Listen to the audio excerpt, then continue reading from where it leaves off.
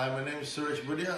I've had a few requests from my friends over this coronavirus period where they're stuck in the house on how to make Dhokra. So today, this is how I make Dhokra. Starting with the basic ingredients, which is oil, sugar, curry leaves, garlic, ginger, black pepper, lemon juice, chana lord, chickpea flour, semolina, soji, and your general masala no dabaro, which everyone should have more or less these containers.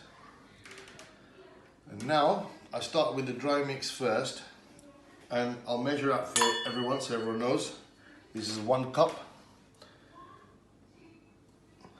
I just sieve it because I like it fine, and when you whisk it, it's much more easier to whisk. So 2 cup of chickpea flour, followed by 2 cups of semolina. So I'm doing a 50-50 mix. It all depends on how you prefer to make it, but I'll make it 50-50. Makes life easier. That's all the dry mix in there. Followed with sugar, 2 spoons. Followed with a spoon of garlic, finely chopped. Followed with a spoon of ginger, 1 spoon of black pepper, followed by dana jiru, 1 spoon, and then another half. But all this is down to your own personal flavors. Salt, 2 spoons, again all teaspoons. Haydar, 1 spoon. And I add in jeera, crushed in, 1.5 spoons.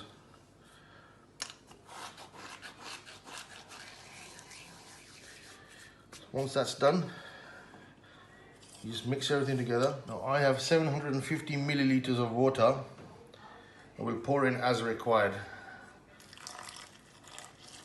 to make the batter. The pepper will make it slightly chilly, which has got a heat to it, but you can also add in red chili powder or finely chopped green chilies, your choice. And then I've got 2 spoons of lemon, which goes in now as the liquid stuff's gone in. Some people put yogurt or chas in. So see the consistency. It's a bit thick. It should be slightly runny, like cake batter. So that is a total of 600 milliliters of water. But don't forget, add the water in slowly as you need it. And if you over add the water in, it's no big deal. You can add a bit of semolina in, or a bit of soji, chickpea flour, just to get the paste correct. Now, that's how you need it. But this will thicken still. And then I put in 1/2 cup of oil. Vegetable oil is fine. And when you mix it, it starts getting this nice lacquery finish. I always put the oil in last, because that also thickens the whole batter. Now the batter's done. Now this has to rest for 10 minutes. Now it's the steaming process and the tadka. I've preheated the water. You can see a little base I put in, so the plate that is steamed in stays above it. Also a little thing that I do is put a bit of citric acid in to stop the container from staining, and it's easier to wash. Or you can put lemon peels in. It's a choice of your own. Now here's a plate which is going to steam in. As it was resting, it did thicken. So add a bit more water until you get this consistency. I've got a ladle here. I normally put 5 ladles into a different pan.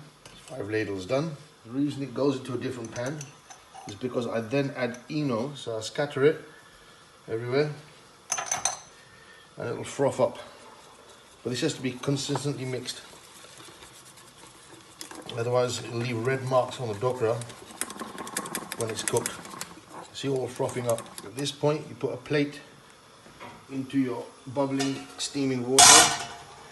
Make sure it's centralized. Give this another final mix. Now, take this over. Slowly pour it in. Put it on medium heat. Cover the lid. 20 minutes. 20 minutes been past now.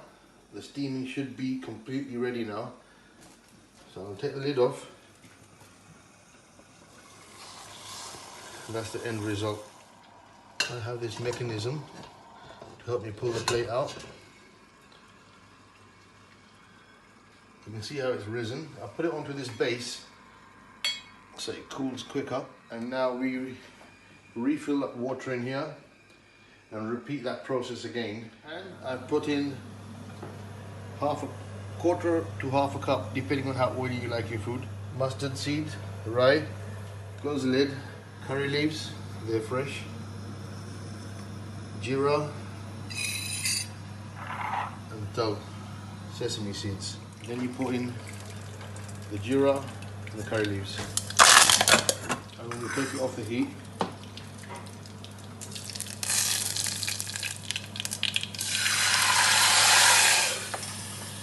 and a spoon of sugar, a teaspoon of lemon, till the sugar's dissolved. And that's your dhokra ready.